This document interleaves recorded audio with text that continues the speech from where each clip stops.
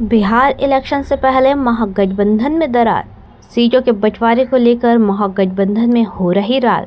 JMM ने कहा 16 सीटों पर नहीं बनी बात तो अकेले लड़ेंगे चुनाव। आइए जानते हैं खबर को विस्तार से। बिहार चुनाव से पहले महागठबंधन में दरार पड़ती दिख रही है। झारखंड की प्रमुख राजनीतिक पार्टी झारखंड मुक्ति मोर्चा भी बिहार चुनाव में अपनी किस्मत आजमाना चाहती है।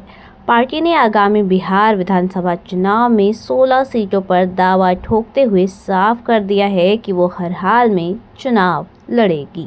महागठबंधन के साथ चुनाव लड़ने की है, लेकिन अगर उसे गठबंधन में शामिल नहीं किया गया तो पार्टी अकेले चुनाव लड़ने को भी तैयार है।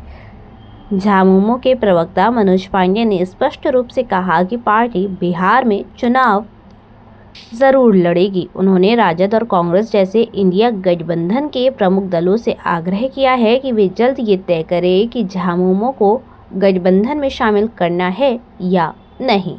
उन्होंने जानकारी दी कि झामुमो की बिहार इकाई में 16 सीटों पर चुनाव लड़ने का प्रस्ताव भेजा गया है। इनमें से कम 12 सीटों पर निश्चित रूप से चुनाव वह लड़ना चाहती है। राजद नेता और झारखंड के श्रम मंत्री संजय प्रसाद यादव ने झामुमो की मांग को जायज़ ठहराया है। उन्होंने कहा कि हर पार्टी अपने विस्तार की कोशिश करती है और झामुमो की मंशा भी यही है।